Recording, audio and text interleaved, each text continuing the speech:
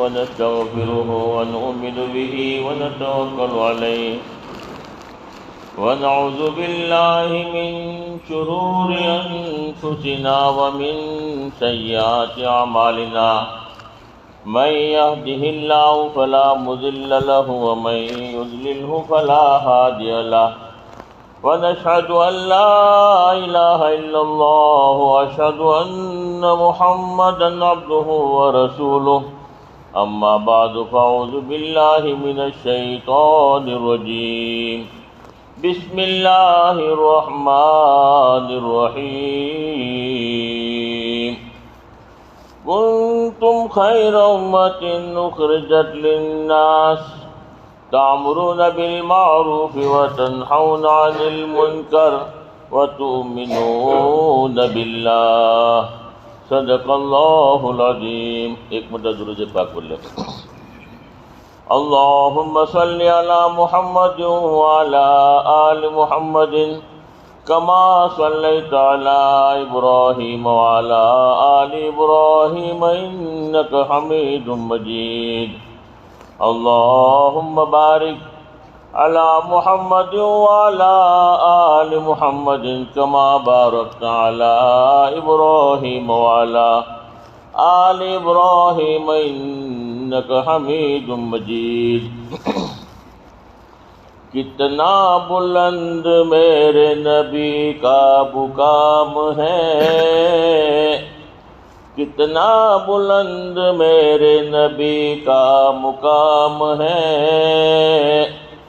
جبریل جیسا اعلیٰ فرشتہ غلام ہے، جبریل جیسا اعلیٰ فرشتہ غلام ہے. نقش قدم پہ جو بھی چلا ہے حضور کے، نقش قدم پہ جو بھی چلا ہے حضور کے، واللہ اس پر آتش دوزخ حرام ہے، واللہ اس پر آتش دوزخ حرام ہے. کتنا بلند میرے نبی کا مقام ہے، جبریل جیسا اعلیٰ فرشتہ غلام ہے. توہین جس نے کی ہے میرے سرکار کی، توہین جس نے کی ہے میرے سرکار کی، واللہ اس پر باغے جنت حرام ہے، واللہ اس پر باغے جنت حرام ہے. کتنا بلند میرے نبی کا مقام ہے، جبریل جیسا اعلیٰ فرشتہ غلام ہے. محترم بھائیو، دوستو، بزرگوں، اللہ کا بڑا احسان ہے، کرم ہے کہ اللہ پاک نے ہم سب کو حضور پاک صلی اللہ علیہ وسلم کی امت کے اندر پیدا فرمایا ہے. اور حضور پاک صلی اللہ علیہ وسلم کی امت کے اندر پیدا ہونا بہت بڑی خوش نصیبی کی بات ہے، اللہ کا ہی بڑا احسان ہے. ایسے نبی کی امت کے اندر پیدا فرمایا کہ جس نبی کے مقام کا کوئی اندازہ نہیں لگا سکتا. اللہ کے بعد اگر کسی کا مقام ہے تو حضور پاک صلی اللہ علیہ وسلم کا مقام ہے. اور ہمارے نبی پوری دنیا کے قیامت تک کے آنے والے ہر ایک انسانوں کے نبی بن کر آئے. جو مانے اس کے بھی نبی، جو نہ مانے اس کے بھی نبی، قیامت تک کے آنے والے ہر ایک انسانوں کے نبی بن کر آئے. اب قیامت تک دنیا میں کوئی نبی نہیں آئے گا. اللہ کے نبی آخری نبی ہے. پہلے زمانے میں جب امت کے اندر بگاڑ آتا تھا تو اللہ نبیوں کو بھیجتے تھے، اور جب وہ آتے تھے، محنت کرتے تھے، دین آتا تھا. اب وہ چلے جاتے تھے تو پھر بگاڑ آ جاتا تھا، پھر نبی اللہ پاک بھیجتے تھے. جو نبیوں والا کام تھا اللہ نے اس امت کو دے دیا. قیامت تک کے آنے والے انسانوں کے نبی بن کر آئے. قیامت تک اب دنیا میں کوئی نبی نہیں آئے گا، اس لیے نبیوں والا جو کام تھا اللہ نے اس امت کو دے دیا. اور اسی نبیوں والے کام ہی کی وجہ سے اللہ نے کہہ دیا کہ تم بہترین امت ہو، خوش نصیب ہو کہ تم یہ دین کا کام کرتے ہو. کنتم خیر امت اخرجت للناس تأمرون بالمعروف وتنہون عن المنکر وتؤمنون باللہ. تم بہترین امت ہو اچھے کاموں کا حکم کرتے ہوں، برے کاموں سے منع کرتے ہوں، اور اللہ کی ذات پر بھروسہ رکھتے ہوں۔ بہترین امت کا جو لقب ملا اس دین کی محنت کی وجہ سے، دعوت کے کام کی وجہ سے اللہ نے دیا ہے، اتنا بڑا اللہ نے کام دیا ہے، اللہ ہمیں قدر کرنے کی توفیق عطا فرمائے۔ اور جب اتنا بڑا اللہ نے کام دیا ہے اور جو آدمی اتنا بڑا کام کرے گا تو اللہ کے نزدیک اس کا بھی بڑا اونچا مقام ہے۔ خود اللہ تبارک تعالیٰ فرماتے ہیں وَمَنْ أَحْسَنُ قَوْلًا مِّمَّنْ دَعَا إِلَى اللَّهِ وَعَمِلَ صَالِحًا وَقَالَ إِنَّنِي مِنَ الْمُسْلِمِينَ۔ اس سے بہتر کس کی بات ہو سکتی ہے جو اللہ کے بندوں کو اللہ کی طرف بلاتا ہو، جو دین کا کام کرتا ہو، اللہ کے بندوں کو اللہ کی طرف بلاتا ہو۔ اس سے بہتر اللہ کی نگاہ میں کوئی آدمی نہیں ہے۔ جس کو اللہ بہتر کہتے اس سے بہتر کون ہو سکتا ہے؟ جب اتنا بڑا آدمی کام کرے، اتنا بہتر آدمی ہے، اور اللہ رب العالمین نے وعدہ بھی کر دیا تاکہ آدمی دعوت کے کام کو یقین کے ساتھ کرے، غفلت نہ کرے۔ جیسے دکان کا آدمی یقین کے ساتھ کرتا ہے، اپنا کاروبار یقین کے ساتھ کرتا ہے کہ اس میں مجھے کامیابی ملے گی، اس سے میری ضرورتیں پوری ہوگی، اسی طرح دعوت کے کام کو بھی آدمی یقین کے ساتھ کرے کہ اللہ نے اس میں کامیابی رکھی ہے۔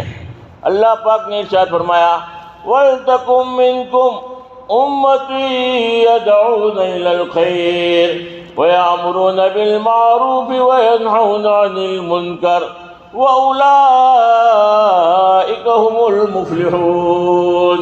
تم ایک ایسی جماعت کا ہونا ضروری ہے، اچھے کاموں کا حکم کرے، برے کاموں سے منع کرے، اور وہی لوگ کامیاب ہوں گے۔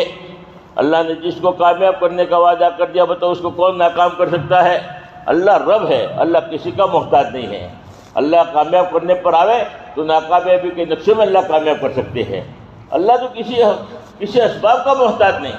ابراہیم علیہ السلام کو آگ میں ڈالا جا رہا ہے، نمرود نے آگ جلائی ہے، اتنی بڑی بھیانک آگ جلائی تھی کہ اوپر پرندہ بھی گزرے تو جل کے راکھ ہو جاوے۔ وہ اللہ پاک نے حفاظت کرنی چاہیے، آگ کو حکم دے دیا میرے ابراہیم کے لیے گلے گلزار بن جا۔ نمرود نے خلیل کو جب آگ میں پھینکا، ہوتا ہے ذرا دیکھ تو مرضی خدا، جلتے ہوئے انگاروں کو گلزار کر دیا، وَتُعِزُّ مَن تَشَاءُ وَتُذِلُّ مَن تَشَاءُ۔ اللہ جس کو عزت دینا چاہے اس کو کوئی ذلیل نہیں کر سکتا، اور اللہ کسی کو ذلیل کرنا چاہے اس کو کوئی عزت نہیں سکتا۔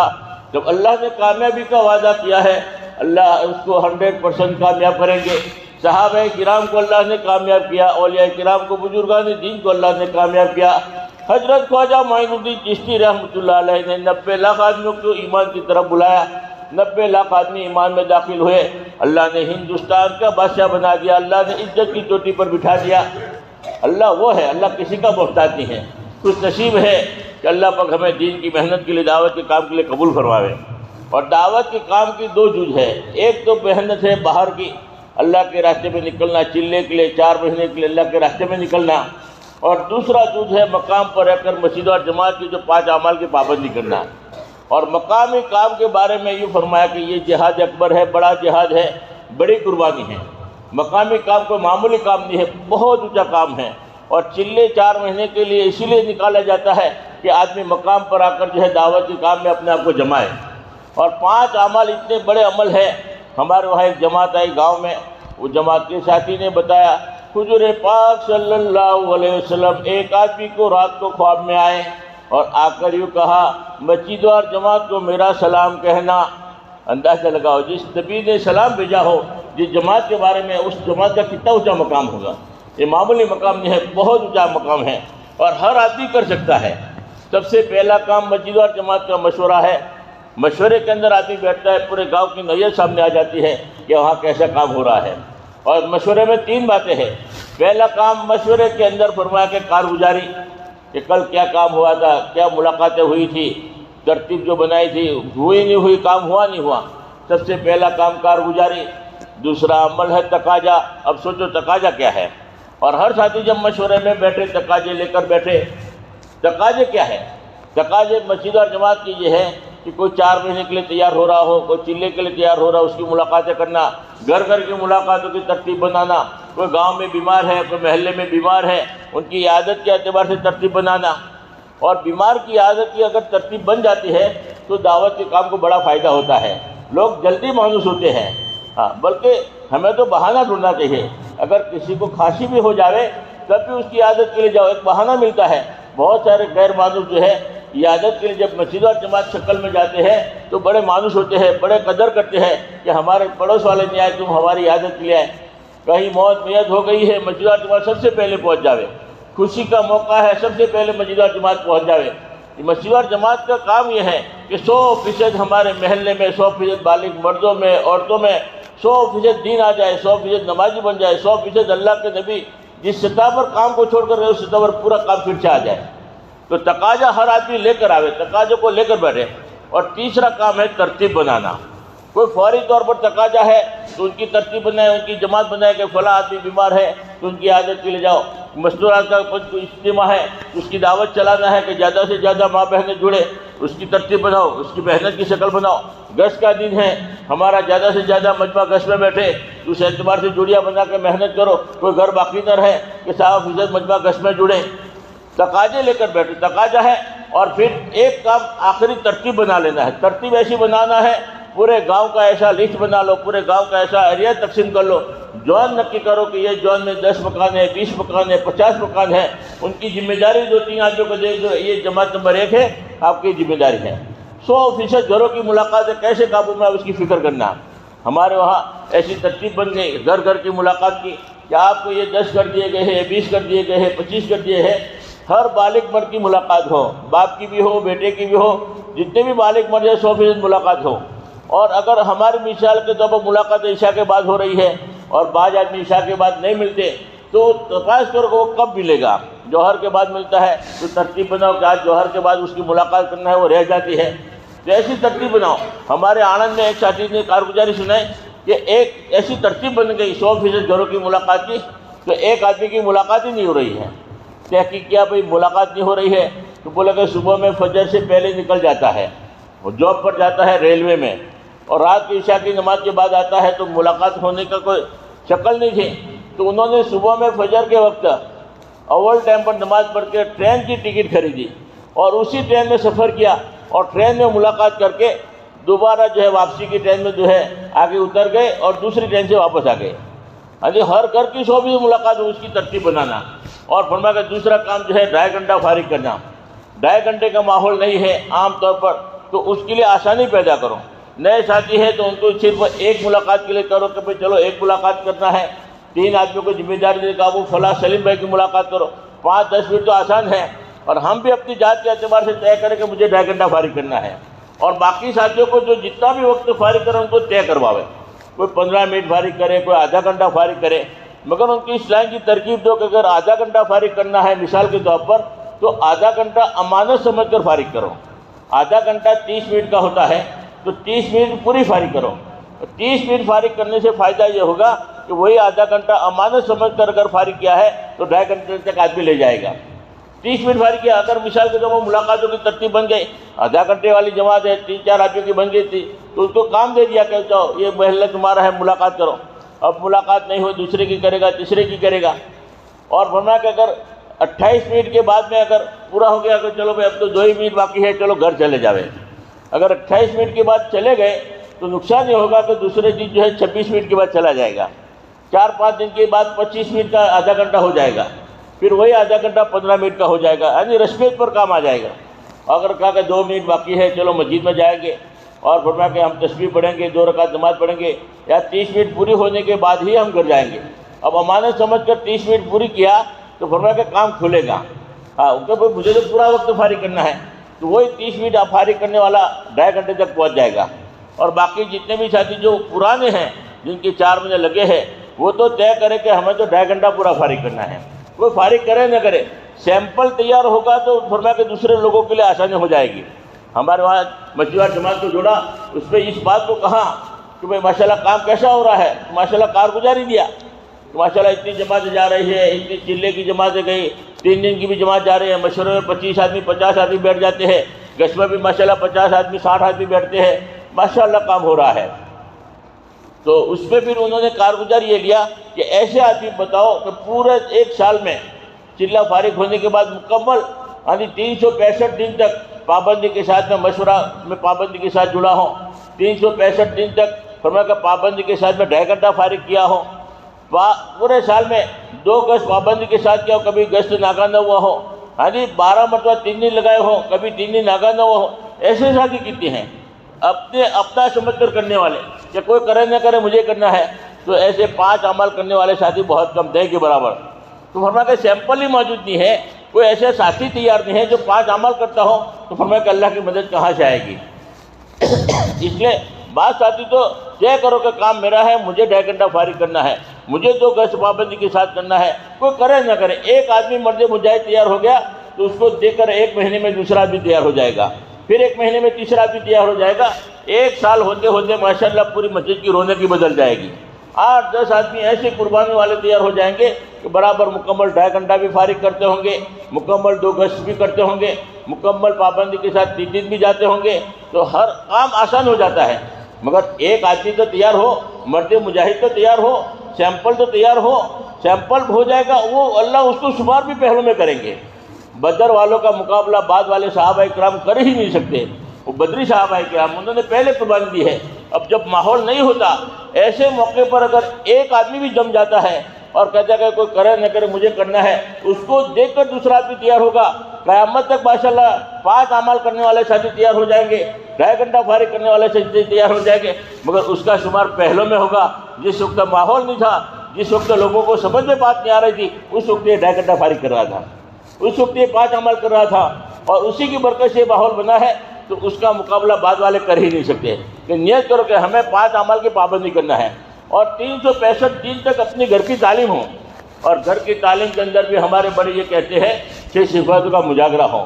6 صفاتیں بہت ضروری ہیں ہماری زندگی میں لانے کے لیے۔ 6 صفات ہے، یہ معمولی 6 صفات نہیں ہے، اس کا مجاگرہ ہر گھر میں ہو۔ 6 صفاتوں کا مجاگرہ ہوگا تو فرمایا کہ 6 صفات زندگی میں آئیں گے تو فرمایا کہ پوری زندگی صحیح ہو جائے گی۔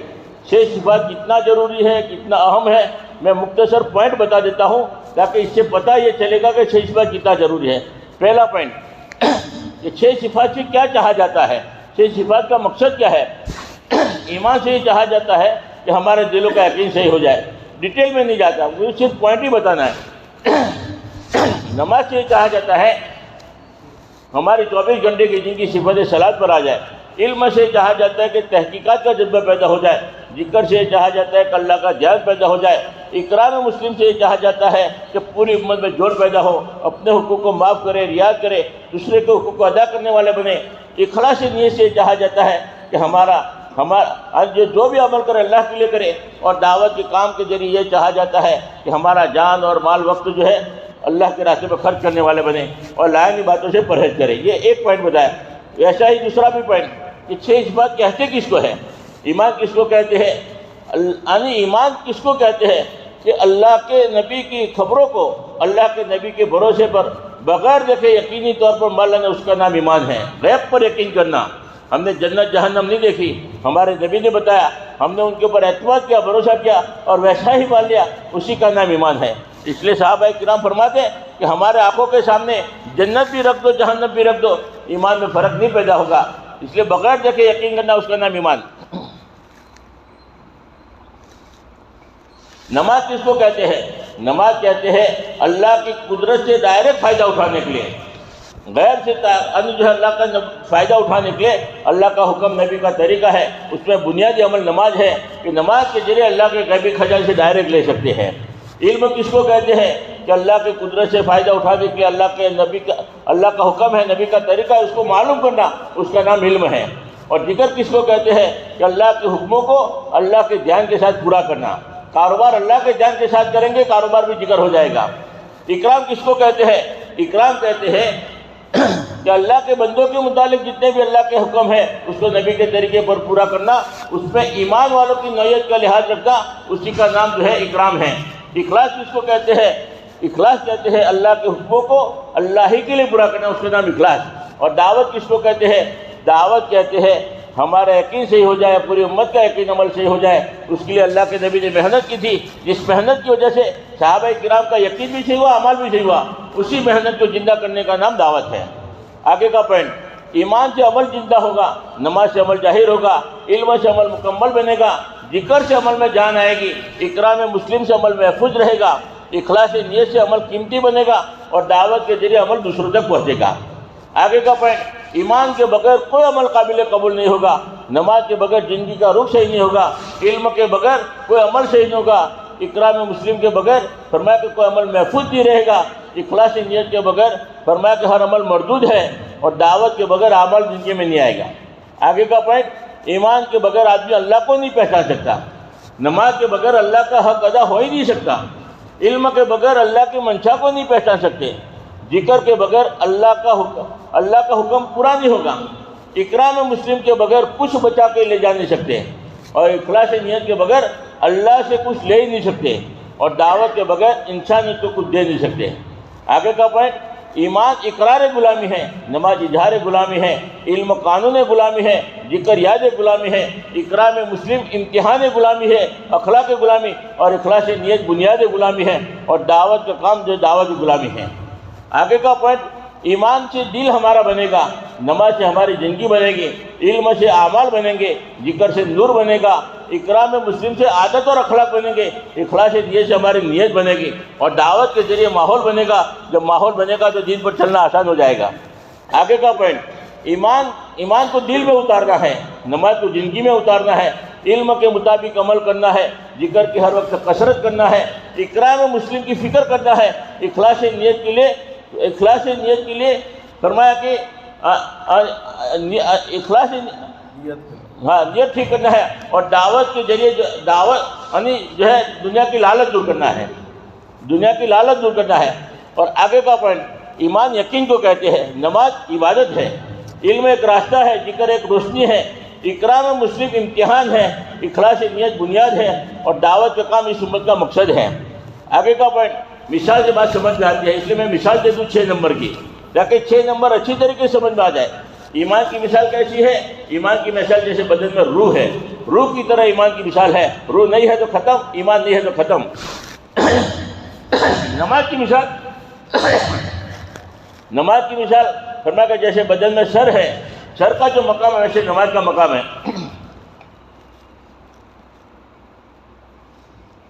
اور علم کی مثال جو ہے، علم ذکر کی مثال ہاتھ پیر کی طرح ہے۔ ہاتھ پیر کتنا ضروری ہے؟ اکرام مسلم کی مثال لباس کی طرح ہے، لباس کی وجہ سے آدمی خوبصورت لگتا ہے اخلاق کے ذریعے، اور دعوت کی اخلاص نیت کی مثال جو ہے طاقت قوت کی طرح، اصل طاقت ہے، طاقت نہیں تو بے جان آدمی ہے، اس لیے طاقت ضروری ہے، اعمال میں اخلاص نہیں تو بے جان ہے، اور دعوت کی مثال جو ہے غذا خوراک کی طرح، خوراک ملے گا تو تندرستی باقی رہے گی، تو دعوت کی مثال غذا کی طرح ہے۔ ایک دوسری مثال دے دوں، ایمان کی مثال درخت کے جڑ کی طرح ہے، نماز کی مثال تن کی تنے کی طرح ہے، علم کی مثال ڈالی کی طرح ہے، ذکر کی مثال پتے کی طرح ہے، اکرام مسلم کی مثال پھل کی طرح ہے، اور اخلاص نیت کی مثال اس کی یعنی جو ہے لذت مٹھاس اصل اخلاص، اور دعوت کی مثال جو ہے پانی کی طرح ہے، پانی ملے گا تو ہرا بھرا باغ رہے گا۔ ایمان میں کسی کو شریک نہیں کرنا، نماز کی نافرمانی نہیں کرنا، علم سے جہالت دور کرنا، ذکر سے غفلت دور کرنا، اکرام مسلم سے لڑائی جھگڑے دور کرنا، اخلاص نیت سے دکھاوا دور کرنا ہے، اور دعوت کے ذریعے جو ہے دنیا کی لالچ دور کرنا ہے۔ ایمان آئے گا تو شرک بدعت نکل جائے گی، نماز آئے گی تو بغاوت نکلے گی، علم آئے گا تو جہالت نکلے گی، اکرام آئے گا تو نفس پرست مطلب پرستی نکلے گی، اخلاص آئے گا تو شہرت پرستی نکلے گی، اور دعوت آئے گی تو نفس پرستی نکلے گی۔ ایمان کی محنت جو ہوگی تو پوری دنیا میں کفر شرک عام ہو جائے گا، نماز کی محنت جو ہوگی تو پوری جو ہے امت کا یقین اعمال سے ہٹے گا، اسباب پر آئے گا، علم کی محنت جو ہوگی تو پوری دنیا میں جہالت عام ہو جائے گی، ذکر کی محنت جو ہوگی تو غفلت عام ہو جائے گی، اکرام مسلم کی محنت جو ہوگی تو بد اخلاقی عام ہو جائے گی، اخلاص نیت کی محنت جو ہوگی تو امت کا ہر عمل شرک بنے گا، اور دعوت کی محنت جو ہوگی تو باطل عام ہو جائے گا۔ اور حضرت جی فرما کرتے تھے بہت چھوٹے 6 نمبر، کلمہ نماز کو لے کر علم الہی کے ساتھ اللہ کا ذکر کرتے ہوئے، اپنے حقوق کو معاف کرتے ہوئے، اللہ کو راضی کرنے کی نیت سے اپنا جان اپنا مال لے کر گلی در گلی، محلہ در محلہ، گاؤں در گاؤں، محلہ در محلہ، اور توفیق دے اللہ تو پورے عالم میں پھریں گے انشاءاللہ۔ اب دیکھو ہماری جماعت کا وقت پورا ہو گیا ہے، 4 مہینے الحمدللہ پورے ہو گئے. آپ حضرات نے ہمارا بہت ساتھ دیا، اللہ آپ کو جزائے خیر عطا فرماوے. بہت اکرام کیا. ہم کو تو ایسا لگ رہا ہے کہ 4 مہینے کا بدلہ اللہ پاک نے یہاں تو نہیں دے دیا میسور میں. اتنا ہمارا اکرام کیا، اتنا کھانا کھلایا اور بہت محبت کی ہے. اللہ آپ کو جزائے خیر عطا فرمائے. کیونکہ ہم ناقدروں نے کوئی قدر نہیں کیا. جیسا کام کرنا چاہیے، جیسی محنت کرنی چاہیے، غفلت کے ساتھ میں ہم نے وقت گزارا ہے. اللہ سے بھی معافی مانگتے ہیں، آپ حضرات سے بھی معافی مانگتے ہیں. اور آخر میں ایک نصیحت میں کرتا ہوں، عمل کرنے کی نیت سے سن لو، انشاءاللہ بڑا فائدہ ہوگا. اس کے بعد مختصر دعا کر لیں گے. میرے دوستو، زندگی ایک سفر ہے، کہیں ٹھہر جانے کی کوشش نہ کرنا. یہ دنیا بڑی بے وفا ہے، سنبھلنا، کہیں دل لگانے کی کوشش نہ کرنا. یہی یاد رکھنا ہے نصیحت ہماری، تو اب الوداع الوداع ہے ہماری.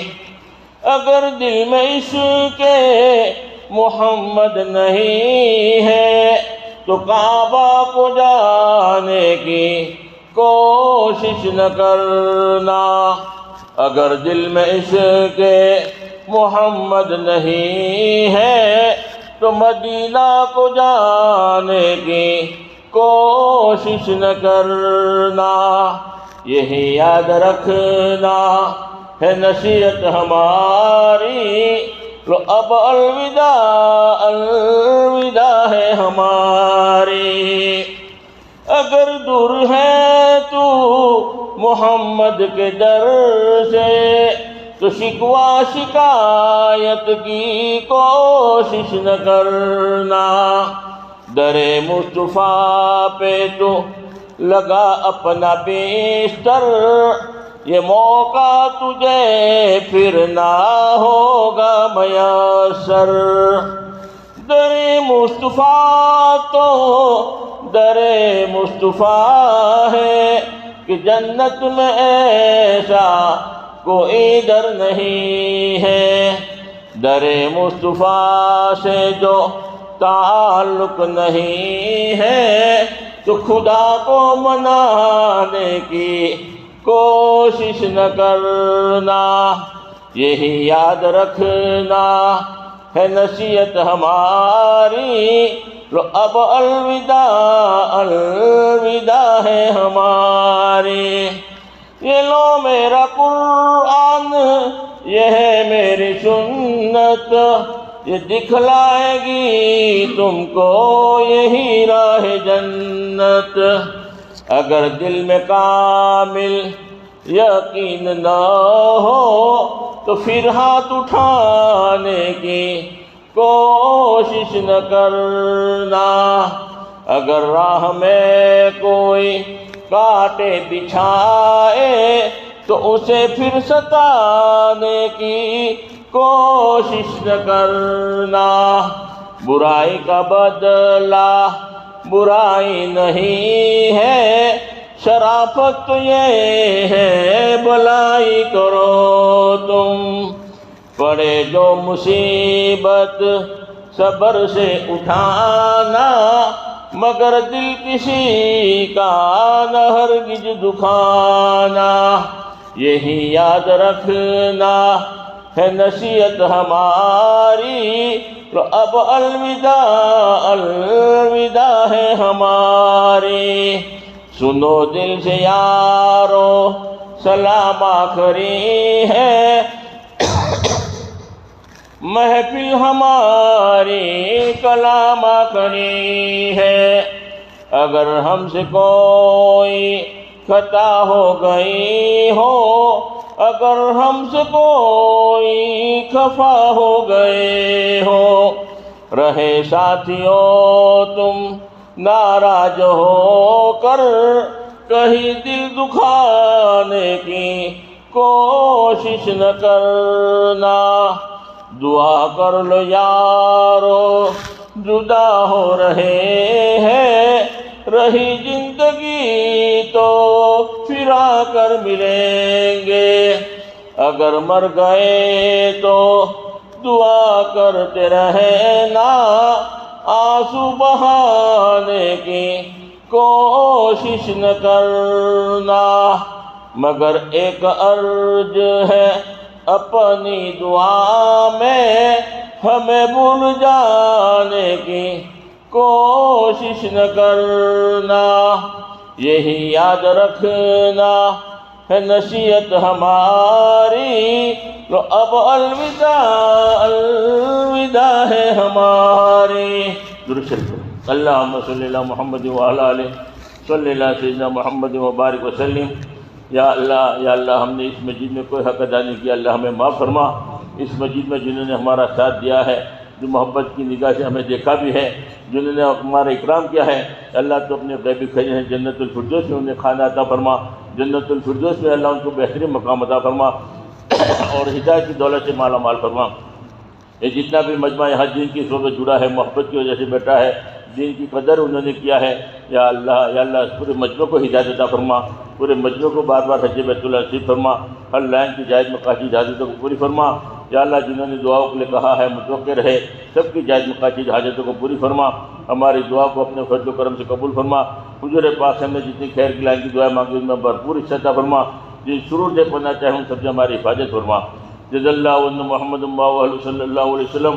سبحان ربک رب العزۃ عما یصفون وسلام علی المرسلین والحمد للہ رب العالمین برحمتک یا ارحم الراحمین۔